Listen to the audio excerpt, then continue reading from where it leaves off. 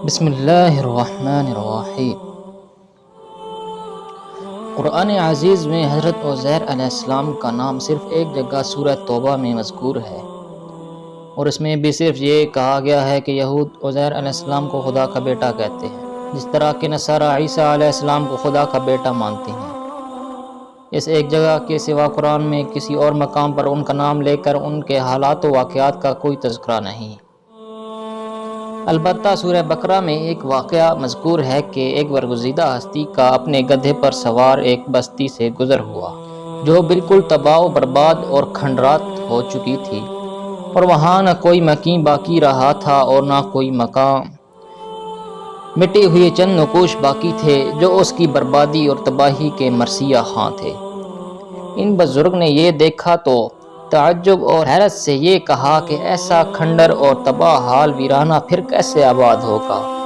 اور یہ مردہ بستی کس طرح دوبارہ زندگی اختیار کرے گی؟ یہاں تو کوئی بھی ایسا سبب نظر نہیں آتا۔ اللہ تعالیٰ نے اس جگہ ان کی روح قبض کر لی اور 100 برس تک اسی حال میں رکھا۔ یہ مدت گزر جانے کے بعد ان کو دوبارہ زندگی بخشی، اور تب ان سے کہا، بتاؤ کتنے عرصہ اس حالت میں رہے ہو؟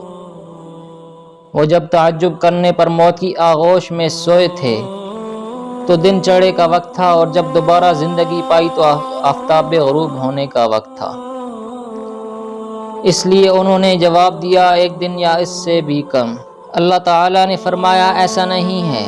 بلکہ تم 100 برس تک اسی حالت میں رہے ہو، اور اب تمہارے تعجب و حیرت کا جواب یہ ہے کہ تم ایک طرف اپنے کھانے پینے کی چیزوں کو دیکھو کہ اس میں مطلق کوئی تغیر نہیں آیا، اور دوسری جانب اپنے گدھے کو دیکھو، اس کا جسم گل سڑ چکا ہے، صرف ہڈیوں کا ڈھانچہ رہ گیا ہے، اور پھر ہماری قدرت کا اندازہ کرو کہ جس چیز کو چاہا محفوظ رہے۔ تو 100 برس کے اس طویل عرصہ میں کسی بھی موسمی تغیر نے اثر نہ کیا، اور محفوظ و سالم رہی، اور جس چیز کے متعلق ارادہ کیا اس کا جسم گل سڑ جائے تو وہ گل سڑ گیا، اور اب تمہاری آنکھوں دیکھتے ہی ہم اس کو دوبارہ زندگی بخش دیتے ہیں، اور یہ سب کچھ اس لیے کیا تھا کہ ہم تم کو اور تمہارے واقعے کو لوگوں کے لیے نشان بنا دیں، اور تاکہ تم یقین کے ساتھ مشاہدہ کر لو کہ خدا تعالی اس طرح مردہ کو زندگی بخش دیتا ہے اور تباہ شدہ شے کو دوبارہ آباد کر دیتا ہے۔ چنانچہ جب اس برگزیدہ ہستی نے قدرت الہی کا یہ نشانات دیکھنے کے بعد شہر کی جانب نظر کی تو اس کو پہلے سے زیادہ آباد اور بارونق پایا۔ تب انہوں نے اظہار عبودیت کے بعد یہ اقرار کیا، بلا شبہ تیری قدرت کاملہ کے لیے یہ سب کچھ آسان ہے، اور مجھ کو علم الیقین کے بعد عین الیقین کا درجہ ہو گیا ہے۔ ان آیات کی تفصیل میں یہ سوال پیدا ہوتا ہے کہ وہ شخص کون تھا جس کے ساتھ یہ واقعہ پیش آیا؟ تو اس کے جواب میں مشہور قول یہ ہے کہ حضرت عزیر علیہ السلام تھے، اور اللہ تعالیٰ نے ان کو حکم فرمایا تھا کہ تم یروشلم جاؤ، ہم اس کو دوبارہ آباد کریں گے۔ جب یہ وہاں پہنچے اور شہر کو تباہ اور کھنڈر پایا تو بتقاضۂ بشریت یہ کہہ اٹھے کہ اس مردہ بستی کو دوبارہ کیسے زندگی ملے گی، اور ان کا یہ قول بشکل انکار نہیں تھا، بلکہ تعجب اور حیرت کے ساتھ ان اسباب کے متلاشی تھے جن کے ذریعے اللہ تعالیٰ اپنے وعدہ کو پورا کرنے والا تھا۔ لیکن اللہ تعالیٰ کو اپنے برگزیدہ بندے اور نبی کی یہ بات بھی پسند نہیں آئی، کیونکہ ان کے لیے یہ کافی تھا کہ خدا نے دوبارہ اس بستی کی زندگی کا وعدہ فرما لیا ہے۔ چنانچہ ان کے ساتھ وہ معاملہ پیش آیا جس کا ذکر ہو چکا ہے۔ حضرت علی، حضرت عبداللہ بن عباس، حضرت عبداللہ بن سلام رضوان اللہ تعالی علیہم اجمعین، اور قتادہ، سلیمان حسن رحمہ اللہ کا رجحان اسی جانب ہے کہ یہ واقعہ حضرت عزیر علیہ السلام کے متعلق ہے۔ ہم کو سخت تعجب ہے اور حیرت بھی یہ ہے کہ جب قرآن عزیز نے اس واقعے کو صاف اور صریح طریقہ پر ایک شخص کے متعلق یہ بیان کیا ہے کہ اللہ تعالیٰ نے اس کو ایک معین مدت کے لیے موت کی آغوش میں سلا دیا، اور پھر زندہ کر کے اس سے موت کی مدت کے بارے میں سوال کیا۔ جب وہ صحیح جواب نہ دے سکا تو خود اس کی تصحیح فرمائی غور کیجئے، ایک برگزیدہ ہستی کا ایک ایسی کھنڈر اور ویران بستی پر گزر ہوا جو کبھی بہت ہی بارونق آباد بستی تھی اور جہاں لاکھوں انسان بس رہے تھے۔ او کالذی مر علی قریۃ وہی خاویۃ علی عروشها، اس نے یہ دیکھا تو دل میں سوچا، زبان سے کیا کہا نامعلوم، کس طرح یہ مردہ بستی پھر زندہ ہوگی۔ اس نے یہ دیکھا تو دل میں سوچا یا زبان سے یہ کہا کہ نامعلوم، کس طرح یہ مردہ بستی پھر زندہ ہوگی۔ قال انا یحیی هذه اللہ بعد موتها، تب اللہ تعالیٰ نے اسی جگہ اس کی روح قبض کر لی اور 100 برس تک اسی حالت میں رکھ کر دوبارہ زندہ کر دیا۔ فاماتہ اللہ 100 عام ثم بعثہ، اور زندگی بخشنے کے بعد اس ہستی سے دریافت فرمایا،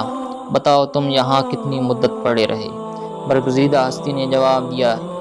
ایک دن یا دن کا بعض حصہ۔ قال کم لبثت؟ قال لبثت یوما او بعض یوم، چونکہ جواب غلط تھا اس لیے اللہ تعالیٰ نے اس کی اصلاح اور حقیقت حال کا اظہار کرتے ہوئے فرمایا، نہیں بلکہ 100 برس تک موت کی آغوش میں سوتے رہے۔ قال بل لبثت 100 عام، اور پھر اپنی قدرت کاملہ کے تصرفات کا مشاہدہ کرایا کہ ایک جانب اس طول مدت کے باوجود کھانے پینے کی تمام چیزیں تر و تازہ اور موسمی اثرات سے محفوظ تھیں، اور دوسری جانب ان کی سواری کا گدھا گل سڑ کر بوسیدہ ہڈیوں کا ڈھانچہ رہ گیا تھا۔ فانظر الی طعامک وشرابک لم یتسنہ،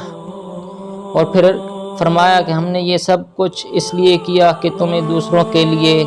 اپنی قدرت کاملہ کا ایک نشان بنا دے۔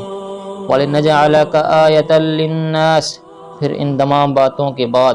اس بزرگ ہستی کو مشاہدہ کرایا کس طرح ہڈیوں نے آپس میں ترتیب پائی، پھر ان پر گوشت چڑھایا اور پھر چمڑا اور ان کا گدھا زندہ کھڑا ہو گیا۔ وَانظُرْ إِلَى الْعِظَامِ كَيْفَ نُنشِزُهَا ثُمَّ نَكْسُوهَا لَحْمًا، یہ سب کچھ دیکھنے کے لیے مشاہدہ کر لینے کے بعد جب علم یقین نے عین الیقین کا درجہ حاصل کر لیا تو فوراً اس برگزیدہ ہستی نے اعتراف کیا کہ بے شک خدا کی قدرت کاملہ کے لیے اسباب و وسائل کی حاجت نہیں، وہ جس طرح چاہے بے روک ٹوک تصرف کرے، کوئی اس کے لیے مانع نہیں۔ فلما تبین له قال اعلم ان اللہ علی کل شیء قدیر۔ اب صاف اور واضح آیات پر دوبارہ غور کیجیے اور سوچئے کہ قرآن عزیز نے واقعے کو ایک حقیقی واقعہ کی حیثیت سے بیان کیا ہے۔ جب بدبخت نصر نے بیت المقدس کو تباہ و برباد کر ڈالا اور بنی اسرائیل کے مردوں، عورتوں اور بچوں کو بھیڑیوں کی طرح ہانک کر لے چلا، تو تورات کے تمام نسخوں کو بھی جلا کر خاک کر دیا تھا، اور بنی اسرائیل کے پاس نہ تورات کا کوئی نسخہ بچا تھا اور نہ کوئی حافظ تھا جس کو اول سے آخر تک تورات محفوظ ہو۔ چنانچہ اسیری کے پورے دور میں وہ تورات سے قطعاً محروم ہو چکے تھے، لیکن جب عرصہ دراز کے بعد ان کو بابل کی اسیری سے نجات ملی اور وہ بیت المقدس میں دوبارہ آباد ہوئے تو اب ان کو یہ فکر ہوئی کہ خدا کی کتاب تورات کو کسی طرح حاصل کریں۔ تب حضرت عزیر علیہ السلام نبی نے سب اسرائیلیوں کو جمع کیا اور ان کے سامنے تورات کو اول سے آخر تک پڑھا اور تحریر کرایا۔ بعض اسرائیلی روایات میں ہے کہ جس وقت انہوں نے بنی اسرائیل کو جمع کیا تو سب کی موجودگی میں آسمان سے 2 چمکتے ہوئے شواب اترے اور حضرت عزیر علیہ السلام کی سینہ میں سما گئے۔ تب حضرت عزیر علیہ السلام نے بنی اسرائیل کو 10 تورات مرتب کر کے عطا فرمائی۔ حضرت عزیر علیہ السلام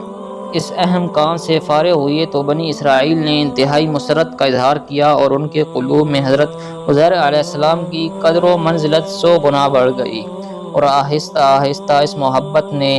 گمراہی کی شکل اختیار کر لی کہ انہوں نے حضرت عزیر علیہ السلام کو اس طرح خدا کا بیٹا مان لیا جس طرح نصارہ عیسیٰ علیہ السلام کو ابن اللہ تسلیم کرتے ہیں، اور بنی اسرائیل کی ایک جماعت نے اپنے اس عقیدے کے لیے یہ دلیل قائم کر لی کہ موسیٰ علیہ السلام نے جب ہم کو تورات لا کر دی تھی تو وہ لوح پر لکھی ہوئی تھی، مگر عزیر علیہ السلام نے تو کسی لوح یا کرتاس پر مکتوب لا کر دینے کی بجائے حرف با حرف اپنے سینے کی لوح سے اس کو ہمارے سامنے نقل کر دیا، اور عزیر علیہ السلام میں یہ قدرت